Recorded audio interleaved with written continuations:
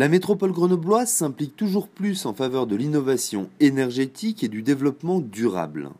Ce vendredi 17 octobre, sur le site de la station d'épuration Aquapol, a en effet été inaugurée la première pierre de la future unité d'épuration de biogaz et d'injection de biométhane qui permettra de valoriser les eaux usées en les transformant en un gaz propre à la consommation.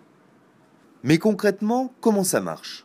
Donc la station d'épuration Aquapol produit des bouts d'épuration qui sont le résultat de l'épuration des eaux usées. Ces bouts d'épuration sont envoyés dans des digesteurs qui se situent derrière moi.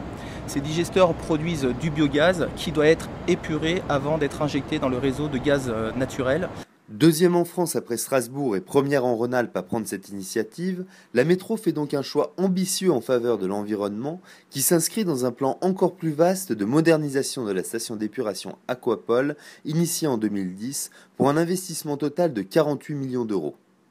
C'est effectivement depuis 2010 une longue réflexion avec effectivement la réintégration en régie complète de la station d'Aquapol et près de 48 millions d'euros d'investissement public et sur cette station Aquapol de façon à d'abord faire en sorte que les eaux usées soient rendues propres au milieu naturel, ce qui est important pour notre territoire, et en poussant plus loin l'exercice, c'est-à-dire de se dire tout ce que l'on fabrique comme déchets issus justement du traitement des eaux usées puisse être valorisable.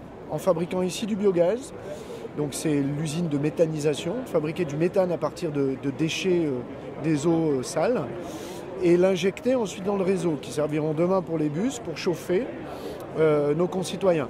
Donc on est dans un système économique qui est intéressant, écologique, qui est particulièrement vertueux. C'est une première en France avec Strasbourg. On peut utiliser de l'énergie renouvelable issue des eaux usées. En fait, c'est grâce aux eaux usées qu'on va générer du gaz renouvelable. Jusqu'à présent, le réseau de gaz distribuait du gaz fossile, c'est-à-dire un hydrocarbure en réalité. Ici, nous avons une production de gaz nouvelle, renouvelable. Tant qu'il y aura des eaux usées, il y aura du gaz. On prépare la transition énergétique dans l'agglomération de Grenoble avec des acteurs locaux comme GEG qui ont une expérience, qui font partie d'un partenariat local depuis très longtemps. Et c'est grâce à ces outils locaux qu'on peut finalement profiter de nos propres ressources.